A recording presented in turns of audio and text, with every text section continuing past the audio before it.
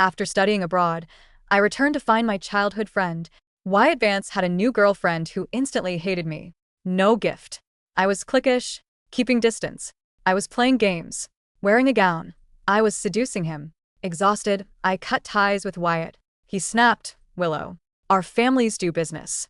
This is just a threat to make me break up with Ellie. She's just insecure because she loves me too much. Why corner her? I was speechless. Stupidity, it seemed, was contagious.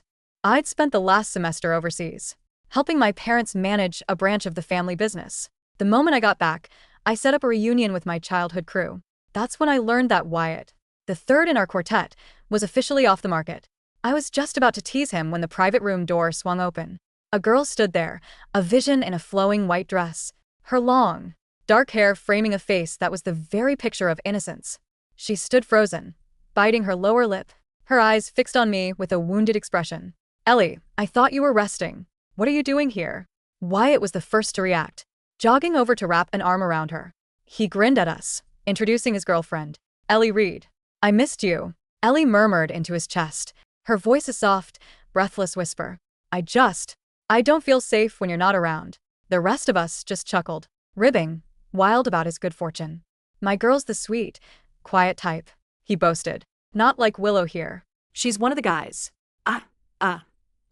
I shot him a playful glare, and the lively atmosphere returned.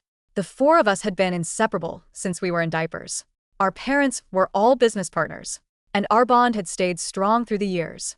They knew I was easygoing and saw me as a sister of the crew. I played along, but I always knew where the lines were. I was in the middle of complaining about how bland the food was abroad, when Ellie, who had been silent until now, spoke up, her voice, with emotion cut through the chatter.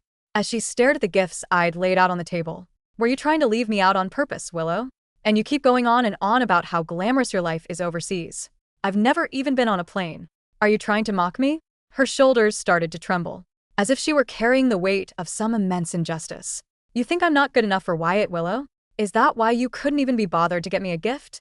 I set down my chopsticks and looked at Ellie, keeping my voice as even as I could. You've misunderstood. You and Wyatt weren't together when I left. I hadn't planned for an extra gift. It was an oversight on my part. Are you trying to buy me off? What kind of person do you think I am? Do you think a bottle of perfume will just shut me up? It's not about the things. It's just, I feel so excluded. Ellie. Willow's not like that, he said calmly. We've known her our whole lives. She's straightforward. There are no hidden meanings. She just didn't know about you ahead of time. It wasn't personal. Lie. The second oldest jumped in, trying to lighten the mood. Yeah, exactly.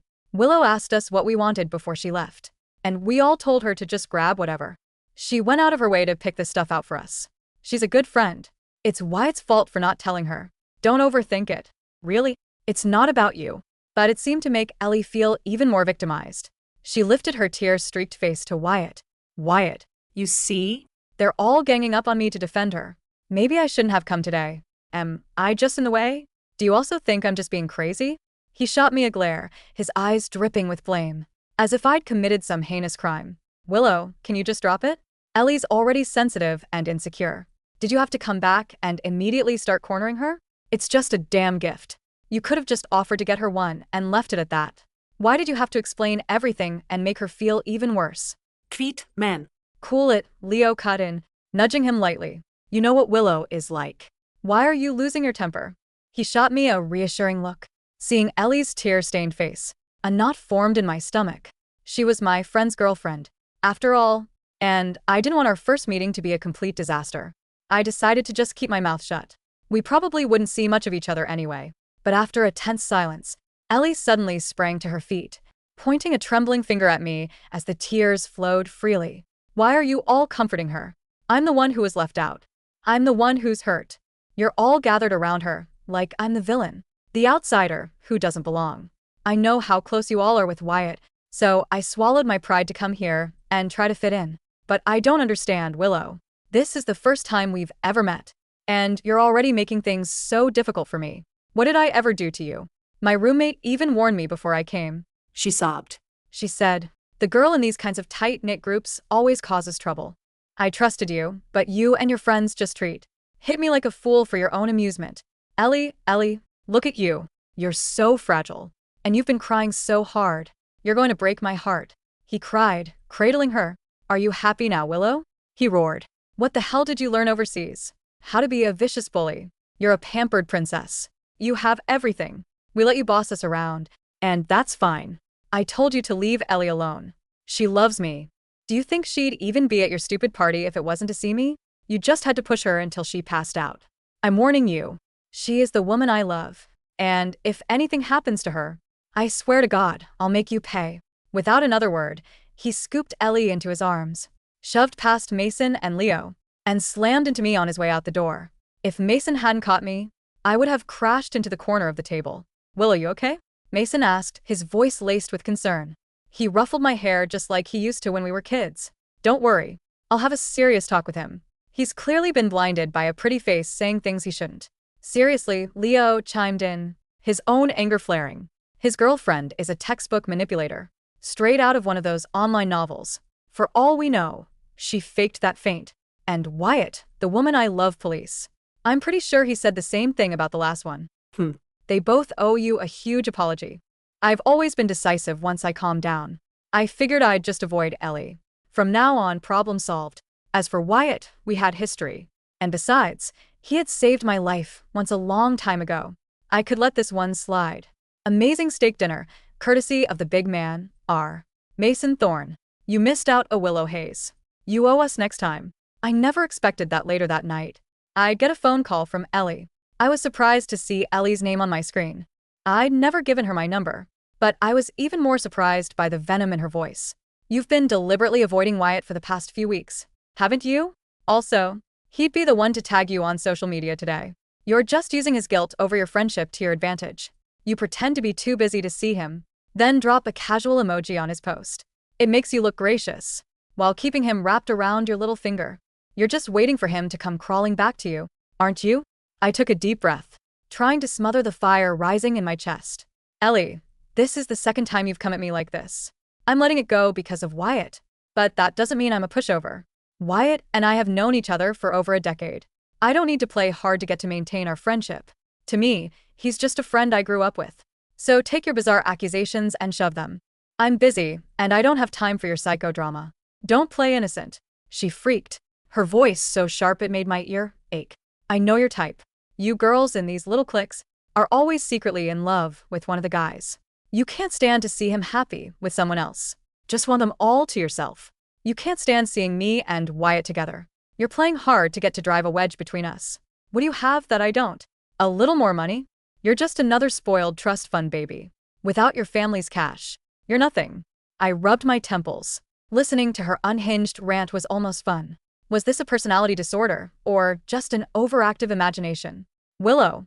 Her voice suddenly cracked, shifting into a pathetic whimper. You know how insecure I am. You know I'm scared I won't fit in. You're trying to isolate me to turn everyone against me, aren't you? Why are you doing this to me? I tried to apologize, and you won't even accept it. That sudden dramatic shift in tone sent a chill down my spine. I knew what was coming. Sure enough, I heard the sound of footsteps.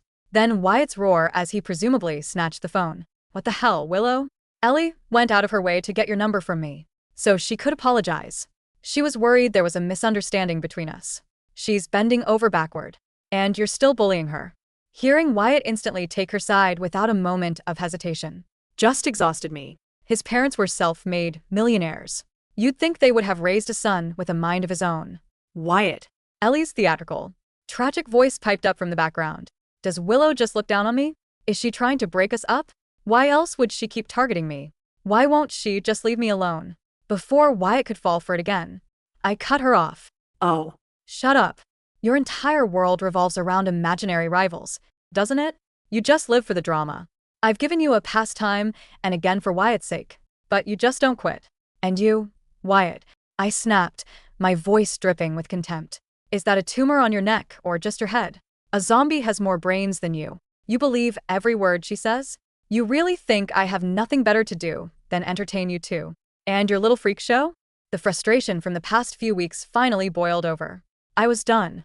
I was juggling my studies and the family company, running myself ragged, and these two were my biggest headache.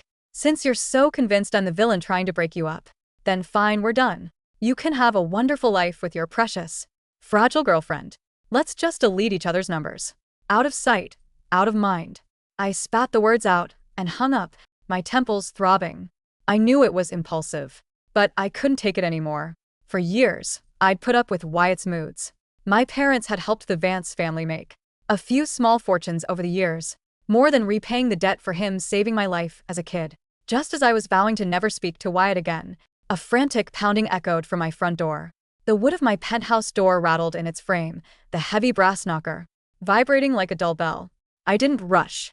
I set my phone face down on the quartz kitchen island, deliberately smoothing the cuffs of my silk loungewear before taking a slow, measured breath.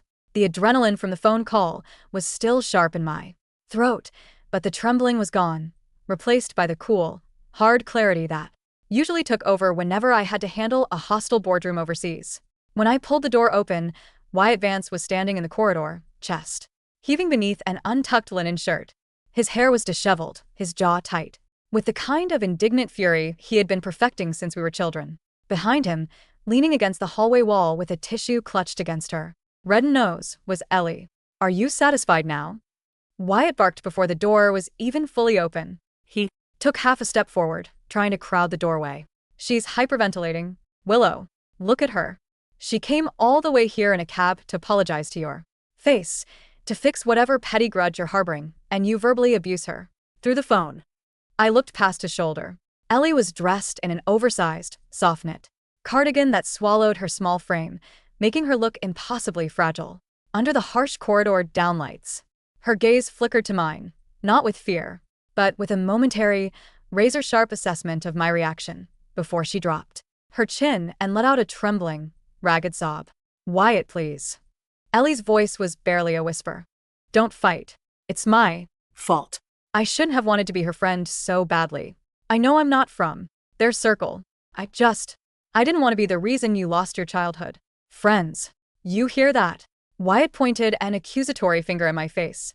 "She's still thinking about my feelings while you sit in your luxury apartment tearing her down. What happened to you in London, Willow? When did you get so damn cruel?" I didn't step back. I leaned my shoulder against the doorframe, folding my arms.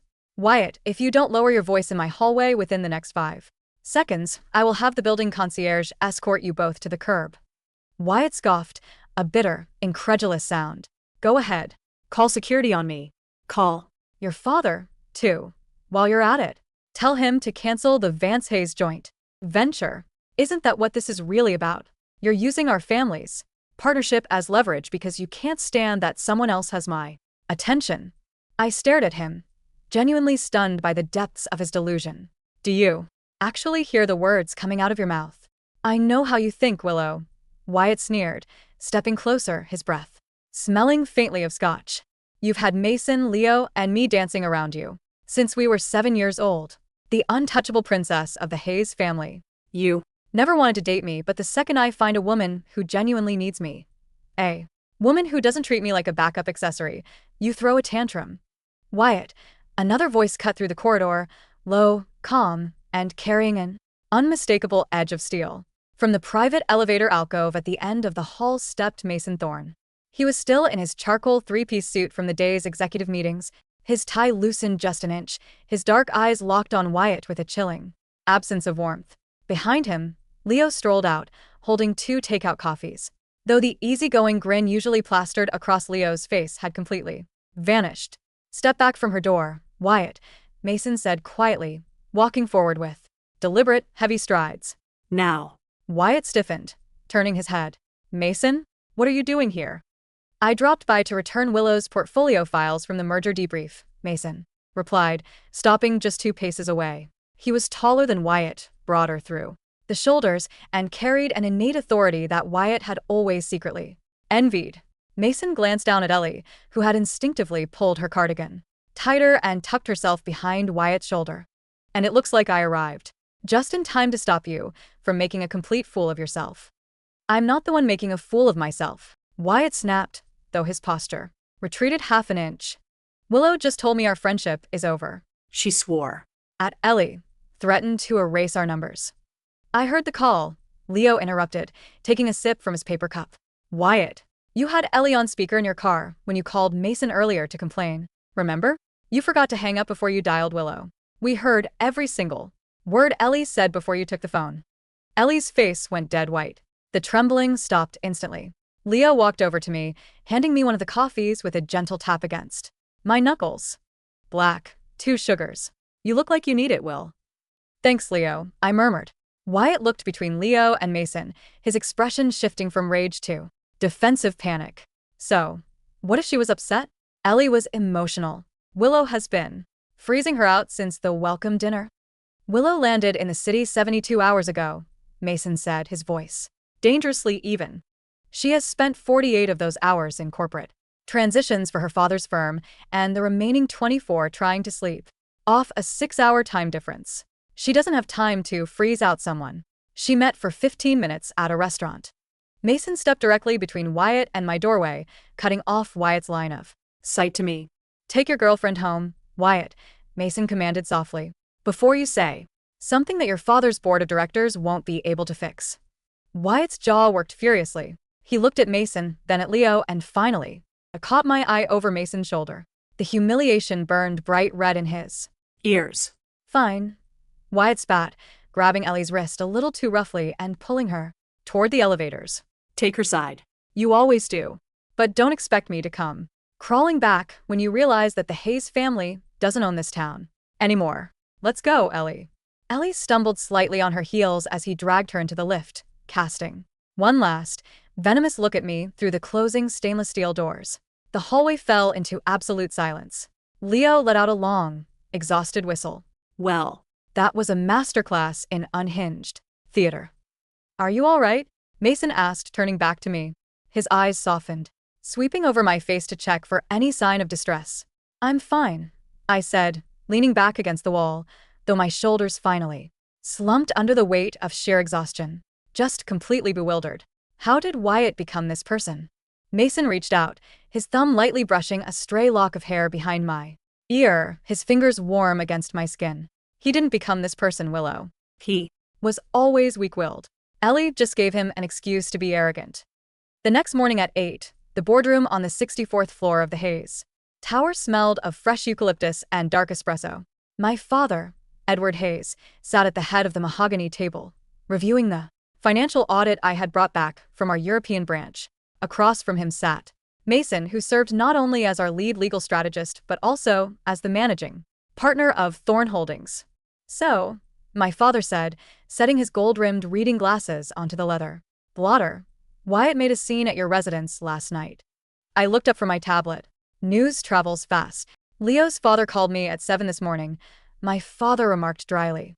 Apparently, Wyatt went home to his parents' estate and announced that the Vance family should pull out of the North River Logistics Consortium to assert their autonomy.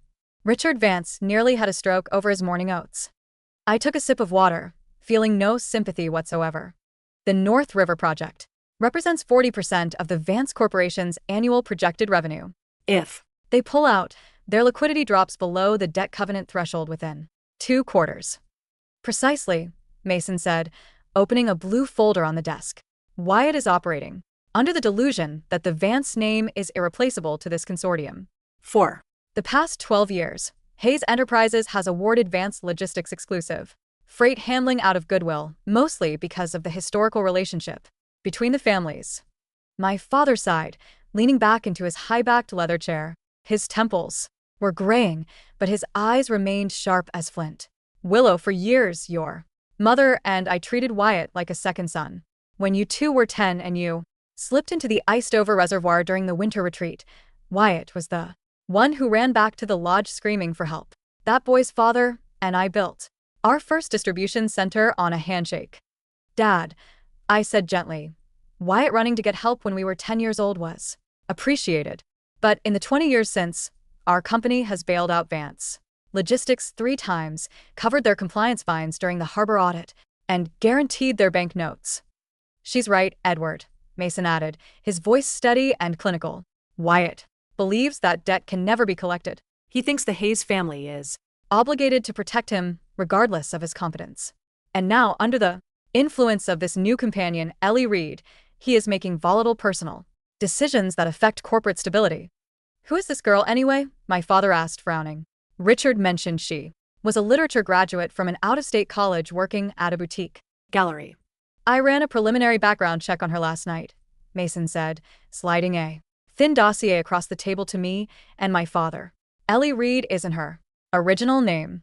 4 years ago, she went by Elena Richter in Chicago. She was involved in a civil settlement with the heir of a regional real estate firm, settled out of court for non-disclosure after claiming emotional distress and harassment from his family. I turned the page, looking at an older photo of Ellie with blonde hair, standing outside a Cook County courthouse. A professional victim. A professional agitator, Mason corrected. She isolates wealthy, insecure men from their long-term networks by fabricating scenarios where his friends or family appear to despise her. Once the man cuts ties with his circle to protect her, he becomes entirely reliant on her validation. Then comes the marriage or the quiet settlement. I closed the file, the paper making a crisp snap against the table. Wyatt walked right into her spiderweb. Let him, my father said unexpectedly. His voice carried no anger, only the cold finality of an experienced patriarch. Wyatt wants to play the independent conqueror?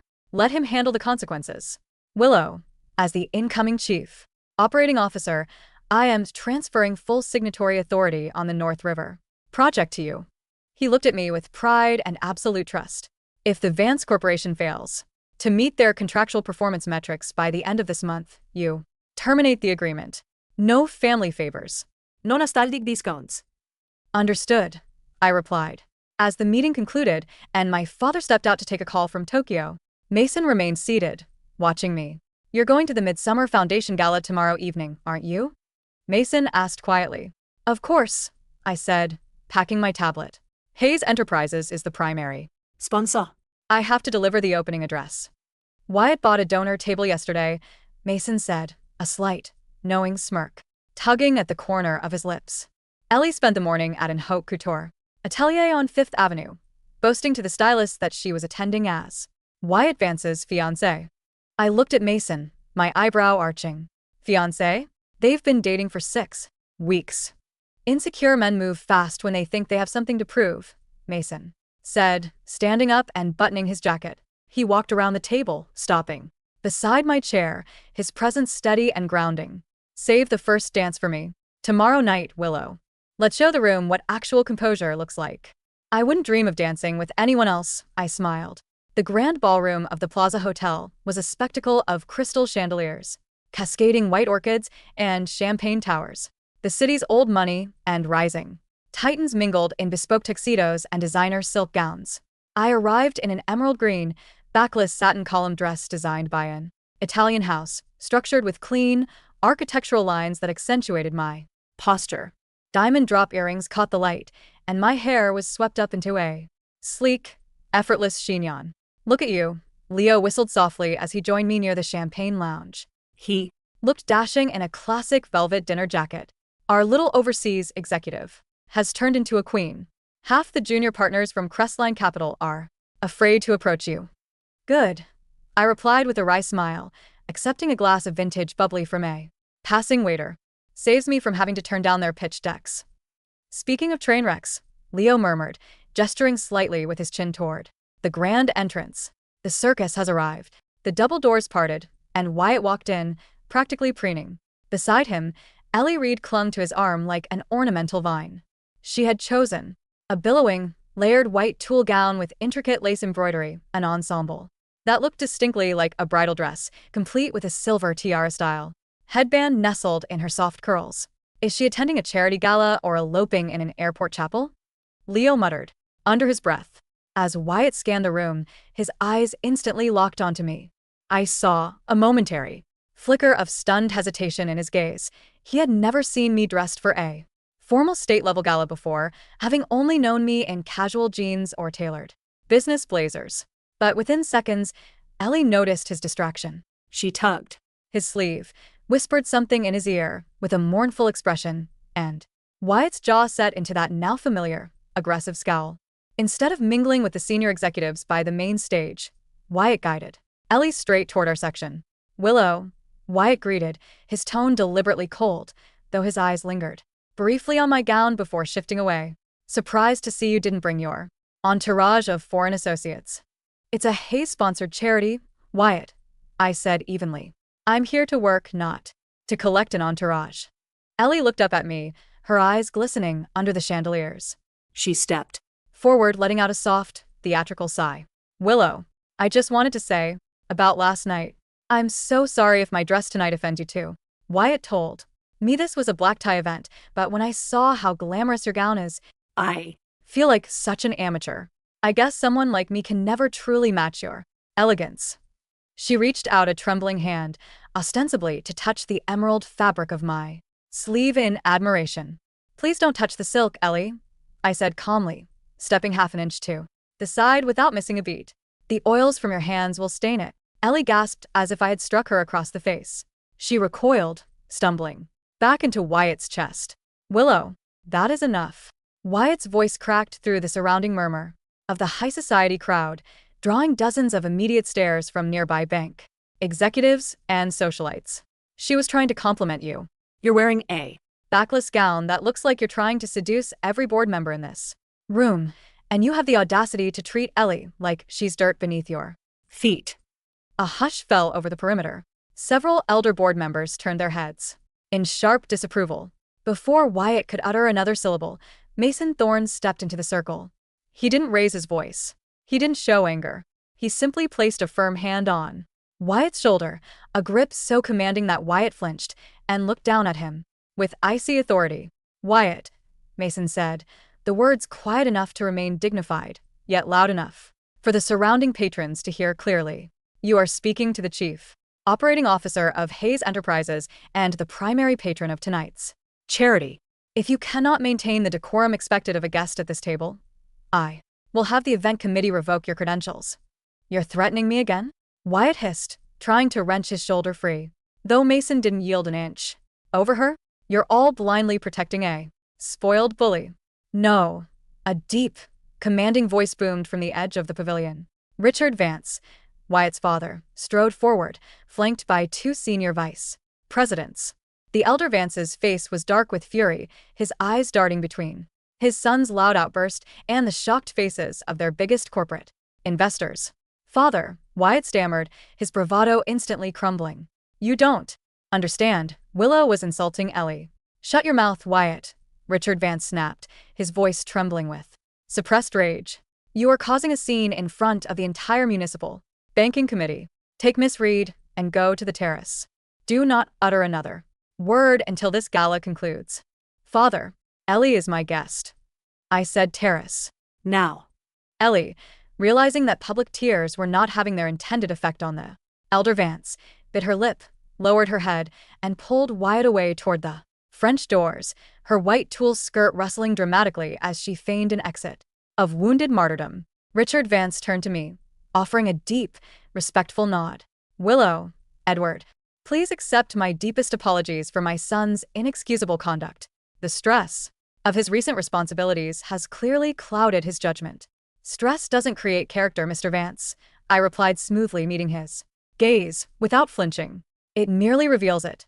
Let's hope Wyatt remembers that before the logistics audit next Tuesday. Richard Vance's throat bobbed. He knew exactly what was on the line. Of course. Enjoy your evening, Willow. As the crowd dispersed and the string quartet resumed playing a waltz, Mason turned to me, extending his right hand with an effortless, classic grace. I believe you promised me this dance, Miss Hayes. I looked at his outstretched hand, feeling the tension in my chest dissolve into genuine warmth. I placed my palm in his. I did, Mr. Thorne. He led me to the center of the polished marble floor. His hand rested firmly against the small of my back, his touch steady, confident, and utterly protective. As we turned under the lights, matching each other step for step in seamless harmony, I caught a glimpse through the terrace glass. Wyatt was standing outside in the cool night air, clutching a highball glass, staring through the window at Mason and me with a look of pure, agonizing defeat. 3 days after the gala, Mason walked into my corner office without an appointment. He didn't carry his usual briefcase. Instead, he held an old, weathered manila folder and a flash drive. Close the door, he said. I looked up from my financial monitors, pressing the button under my desk to frost the smart glass walls of the office. What did you find? Mason sat in the leather armchair opposite me, plugging the flash drive into my desktop interface. 2 things. First, Ellie reads Endgame. Second, the truth. About December 14th, 15 years ago. I paused, my hand freezing over the mouse. December 14th? The day I fell through the ice at the Pine Ridge Reservoir. Yes, Mason said, his voice dropping into a solemn register. Let's start with Ellie. He brought up a series of banking records and property liens on the large screen. Ellie isn't acting alone. For the past 6 months, she has been in regular contact with Julian Croft, the managing director of Crestline Capital. I narrowed my eyes. Crestline has been trying to acquire our regional logistics network for 3 years. They couldn't outbid Hayes Enterprises, so they couldn't get a foothold. Exactly, Mason explained, tapping a line on the financial ledger. Julian Croft promised Ellie a finder's fee of $2 million if she could convince Wyatt to break away from the Hayes consortium and sign an exclusive subcontract with a dummy logistics shell owned by Crestline. That's why she's been pushing Wyatt to assert his independence. She manufactured the conflict between you and Wyatt to make sure he was too proud to consult you or your father. A cold, bitter laugh escaped my lips. Wyatt thinks he's fighting for his dignity and true love, while his girlfriend is literally selling his family's core assets to our biggest competitor for a commission. He's blinded by his own vanity, Mason agreed. And he's about to sign that contract. Richard Vance had a mild cardiac episode yesterday after an argument with Wyatt. With Richard hospitalized, Wyatt holds temporary signatory proxy for Vance Logistics until Friday. He will bankrupt his family within 6 months if he signs with Crestline, I said, shaking my head. The breach of contract penalties with our port authority alone will drown them. Which brings me to the second matter, Mason said, sliding the weathered manila folder across the desk. I opened it. Inside were old handwritten incident reports from the Pine Ridge Mountain Resort, dated 15 years prior, accompanied by an official statement from the local volunteer fire department. What is this? I asked, my fingers tracing the aged yellow paper. For 15 years, Wyatt Vance has claimed that he saved your life, Mason said, his dark eyes locking onto mine with an intensity that made my breath catch. He told everyone he pulled you toward the shore, ran 3 miles in freezing snow, and directed the rescue team. Your parents rewarded the Vance family with decades of business out of gratitude. Isn't that what happened? I asked, a faint memory of dark, freezing water and blinding terror surfacing from my childhood. I remember falling through the ice while we were looking for the lost trail. I remember Wyatt standing on the bank. Wyatt was the one who dared you to walk onto the thin ice, Mason stated with chilling precision. And when the ice gave way, Wyatt didn't help you. He panicked, dropped his flashlight, and fled back to the main lodge to hide in his bedroom because he thought he was going to be arrested. The room seemed to drop 10 degrees. I stared at Mason, the words ringing in my ears like a distant siren. Then, who pulled me out of the water? I whispered. Mason remained silent for a long moment. He looked down at his own right hand, turning his wrist over. Along the base of his forearm was a faint, jagged, 3-inch scar, a mark I had seen 1,000 times over the years, which he had always dismissed as a childhood accident involving barbed wire. I was tracking your footprints from the cabin, Mason said quietly. Leo told me you and Wyatt had gone toward the ridge. By the time I reached the bank, you were already under the slush. I crawled onto the ice shelf, broke the remaining crust with my arm, and dragged you out by your coat collar. I carried you half a mile until the ranger patrol found us. Mason, my voice cracked. My chest tightened so hard it was difficult to draw breath. Why didn't you say anything? Why did everyone let Wyatt take the credit? Because when we got to the clinic, your father was in an absolute frenzy. Mason answered softly. Wyatt's father brought Wyatt to the hospital, and Wyatt was crying hysterically, claiming he had led the rescue. My father told me that night, a gentleman doesn't boast about doing what is necessary. Willow is alive, and that is all that matters. Furthermore, our family was already wealthy. The Vance family needed the stability. So I kept my mouth shut. He leaned forward, his hand gently covering mine on the desk. His skin was warm, his grip steady and unyielding. I never cared about the praise, Willow. But I will not let that coward use a lie from our childhood to hold you emotionally hostage for another day. Tears pricked the corners of my eyes, Not from sadness, but from the overwhelming realization of how deeply, quietly, and unconditionally Mason had guarded me for nearly 2 decades. I turned my hand over, interlocking my fingers with his. "Thank you, Mason." He gave a slight, resolute smile. "Now, let's finish this." On Thursday afternoon, the executive conference room of the Vance Corporation was the scene of an unauthorized signing ceremony. Wyatt Vance sat at the head of the table in a bespoke navy suit, a triumphant smirk plastered across his face. Beside him, dressed in an immaculate cream business suit, Ellie Reed watched with glowing eyes as the legal representatives from Crestline Capital laid out the transfer documents. "Are you sure about this, Wyatt?" asked Thomas Cole, the elderly chief financial officer who had served Wyatt's father for 30 years. Cole's hands were shaking as he reviewed the pages. "If we sever our alliance with Hayes Enterprises, we lose all harbor priority berths. The penalties." "Thomas, you old relics are terrified of your own shadows," Wyatt interrupted, arrogantly, waving his gold Montblanc pen dismissively. "Edward Hayes and his daughter think they can treat me like a subordinate forever. Crestline Capital is offering us a 20% higher freight margin. With this contract, Vance Logistics becomes the primary independent player in the tri-state area. Wyatt, your father explicitly ordered us not to execute new alliances while he is in recovery," Cole pleaded. "My father is resting, and by the time he wakes up, I will have made this company more profitable than he ever did," Wyatt sneered. "Pass me the signature." Page. Ellie leaned over his shoulder, her perfume suffocatingly sweet. "I'm so proud of you, Wyatt. You're finally taking the throne that belongs to you. Nobody can ever call you Willow's lapdog again." Wyatt puffed his chest, uncapped the pen, and brought the nib down to the heavy Parchment. Bang. The heavy double doors of the boardroom swung open with sudden, resounding Force. every head in the room snapped toward the entrance. I walked in first, wearing an impeccably tailored charcoal suit, accompanied by 2 armed private security details and our chief legal counsel. Right behind me came Mason Thorne, exuding an aura of lethal corporate authority, and Leo, who held a sealed legal injunction in his hand. And walking between them, in a wheelchair pushed by a private nurse, was Richard Vance. Father. Wyatt's pen slipped from his fingers, clattering across the glass-top table. Ellie's face turned an instantaneous, sickly shade of gray. She instinctively took 2 steps back from Wyatt's chair, looking toward the side exit. "Sit down, Miss Reed," Leo said smoothly, signaling one of our security guards to stand directly in front of the side door. "The show is just getting started. What is the meaning of this?" Wyatt shouted, rising to his feet, trying to muster his shattered authority. "Willow, you have no right to barge into a private Vance Corporation board meeting. This is corporate trespassing." "Actually, Wyatt, it isn't," I said, stepping up to the foot of the table. I Dropped a heavy stack of certified legal documents onto the glass with a sharp thud.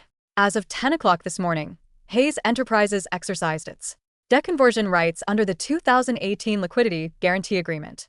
Because Vance Logistics breached the minimum capital ratio by negotiating unapproved mezzanine debt with Crestline. Our firm has officially acquired a 51% controlling interest in the voting shares of this company." Wyatt's eyes bulged. "What? That's impossible. Father wouldn't allow that." "I signed the authorization from my hospital bed, you arrogant fool," Richard Vance said, his voice weak but filled with absolute disgust. The old man looked at his son with tears of bitter disappointment. "You almost signed our family's life's work over to a predatory shell corporation." "No, Crestline is a legitimate partner," Wyatt yelled, pointing at the Crestline lawyers, who were already silently packing their leather briefcases to flee the room. "Ellie vetted them. Ellie introduced me to their managing directors." "Yes, she did," Mason spoke, his deep voice slicing through Wyatt's hysteria. He Tossed a thick dossier in front of Wyatt.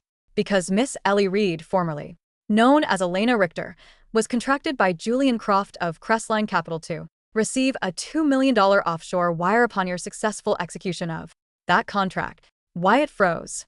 He looked at the dossier, then slowly turned his head to Ellie.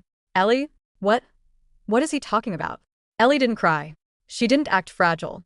Seeing that the game was entirely blown, the innocent, wounded mask melted from her face, replaced by a cold, sneering malice. "Oh, shut up, Wyatt," Ellie snapped, crossing her arms with a disdainful roll of her eyes.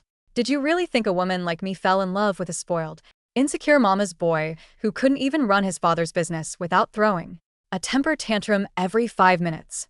Wyatt looked as though he had been hit by a freight train. He staggered back against his executive chair. Ellie, you said you loved me. You said. Willow was trying to tear us apart because she was jealous. Willow doesn't give a damn about you, and neither do I. Ellie sneered coldly. You are just an easy mark with an oversized ego and an open checkbook. If you had half the brains of Mason Thorne, you wouldn't have fallen for it. She grabbed her designer purse from the table and turned toward the door, only to be blocked by 2 officers from the Financial Crimes Enforcement Division who had just stepped into the room. Elena Richter? The lead officer asked, flashing his badge. You are under arrest for corporate espionage, conspiracy to commit wire fraud, and violation of commercial non-disclosure statutes. As the handcuffs clicked around Ellie's wrists, she didn't weep or play the victim anymore. She simply glared at Wyatt with pure contempt as she was escorted out of the room. Wyatt collapsed into his leather chair, clutching his head in trembling hands. His world entirely destroyed in the span of 10 minutes. The boardroom cleared out within the hour. The Crestline attorneys had scattered. To avoid legal entanglements, the board members had adjourned to the executive lounge under Richard Vance's direction, and the room was left in absolute Stillness. Wyatt remained in his seat, staring blankly at the polished mahogany table. His tie was undone, his hair in wild disarray. I stood by the floor-to-ceiling windows, watching the rain begin to patter against the glass, overlooking the sprawling skyline of the city. Mason stood a few feet away, leaning against the credenza, silent and watchful. Willow. Wyatt's voice was hoarse, barely audible. I didn't turn around. Willow, please. Wyatt pushed himself up from the table, stumbling over his own feet as he made his way toward me. He dropped to his knees right there on the carpet, reaching out to grasp the hem of my trousers. I was wrong. I was blind. That woman, she manipulated me. She poisoned my mind against you. Nobody poisoned your mind, Wyatt, I said quietly, looking down at him without a shred of anger. Only an immense, hollow indifference. She merely played the tune that your vanity wanted to hear. We can fix this, Wyatt sobbed, tears finally streaming down his cheeks, ruining his expensive shirt. We're the quartet. You, me, Mason, Leo. We've been together since we were kids. Remember when we were 10? Remember when you fell in the reservoir? I saved your life, Willow. Doesn't that count for anything? Doesn't 15 years of loyalty mean you can forgive me once? A heavy silence settled over the room. Mason walked over, his footsteps measured and heavy. He stopped right beside Wyatt, looking down at him with quiet finality. You didn't save her, Wyatt. Wyatt froze, his breath catching in his throat. You ran away, Mason said, every word dropping like lead into the room. You were terrified of getting in trouble, so you left a 10-year-old girl to drown in an iced-over lake. I broke the ice. I dragged her out. I carried her to safety. Wyatt's eyes widened in horror. His face drained of all color until he looked like a corpse. You knew? I always knew, Mason said calmly. And Willow knows now, too. Wyatt turned his head to look up at me, his mouth opening and closing soundlessly, searching for any flicker of doubt or sympathy in my eyes. He found none. The debt is settled, Wyatt, I said, stepping back from his reach. Actually, it was never owed to you in the first place. My father will oversee the restructuring of Vance Logistics. You will be stripped of your executive titles and placed on an indefinite leave of absence with a fixed trust allowance. You will not have an office in this building, and you will not contact me, Leo, or Mason ever again. Willow, please, don't do this to me, Wyatt begged, his voice breaking into a pathetic wail as he tried to crawl forward. I have nothing without you guys. I'm nothing without the family. You had everything. Leo's voice sounded from the doorway. Leo was standing there, his hands in his pockets, his face unusually stern. You had 3 friends who would have backed you against the entire world. But you threw us away because you wanted a mirror to tell you how magnificent you were. Enjoy your reflection, Wyatt. Leo nodded to 2 security guards waiting in the hall. They entered, lifted Wyatt firmly under his arms, and dragged him out of the executive suite, his muffled cries fading down the long, carpeted corridor until the heavy oak doors clicked shut. The room returned to peace. I let out a long, slow breath, feeling an invisible, suffocating weight that had lingered over my shoulders for years finally dissolve into nothingness. Mason walked up beside me, turning to face the window. His shoulder lightly brushed against mine, a steady, immovable anchor. "How do you feel?" he asked softly. "Lighter," I said, a genuine, quiet smile touching my lips as I looked at him. "Much lighter." 3 months later, the early autumn sun bathed the outdoor terrace of the Hayes Tower in warm, golden light. The harbor below was bustling with cargo freighters moving in orderly synchronization under the newly integrated North River Logistics Authority. The Vance Corporation had been stabilized under new, professional management, appointed by Richard Vance, who had fully retired to his country estate. Wyatt Had reportedly relocated to a quiet coastal town in Maine, living off his modest trust stipend, completely removed from the high-stakes corporate world he was never equipped to handle. Ellie Reed had accepted a plea bargain for commercial fraud, resulting in a 3-year sentence and full restitution of the illicit retainer fees she had pocketed. On the terrace, Leo was lounging on an outdoor sofa, happily devouring imported pastries while scrolling through his phone. "Well," Leo said, tossing a blueberry into the air and catching it, "the quarterly reports are out. Hayes-Thorne joint ventures are up 32%. The business press is calling you to the new golden alliance of Eastern Seaboard." I sat across from him at the glass coffee table, reviewing the final construction permits for the new green energy port terminal. "The press likes drama, Leo. We're just doing our jobs." "Speaking of the golden alliance," Leo grinned, sitting up and winking, "I'll leave you two lovebirds to your business strategy. I have a tea time at the country club." He gave a playful two-finger salute, grabbed his jacket, and strolled off toward the private elevators, whistling a cheerful tune. A moment later, Mason stepped out onto the terrace holding 2 cups of fresh coffee. He had shed his suit jacket, wearing a crisp white dress shirt with the sleeves rolled up to his forearms, revealing the faint, historic scar that had once been a secret. He set a cup in front of me and sat down in the chair beside mine. "You're working on a Saturday again, Chief Operating Officer," Mason observed, the warmth in his dark eyes unmistakable. "Just tying up loose ends." I smiled, closing my laptop and leaning back into the cushions. I picked up the coffee, inhaling the rich aroma. It's nice not having to look over my shoulder for manufactured drama. Mason looked out over the harbor, his profile sharp and noble against the skyline, before turning his gaze back to me. "You never had to look over your shoulder, Willow," he said, his voice deep and sincere. "I was always standing right behind you." I set my cup down on the table, looking at the man who had pulled me from the freezing ice 15 years ago, who had protected my reputation in boardrooms, and who had never asked for a single reward in return. I reached out, resting my fingers against the scar on his forearm. His skin was warm, and his pulse beat strong and steady beneath my touch. "I know," I said softly, meeting his gaze. "And from now on, Mason, you won't have to stand behind me either." Mason smiled, a rare, breathtaking smile that reached all the way to his eyes. He turned his hand over, his long fingers interlacing with mine, locking together, in a bond forged not by artificial obligation, but by unwavering truth and profound respect. "Beside you," Mason murmured. "Always." Above us, the autumn sky stretched wide, clear, and boundless, without a single cloud in sight.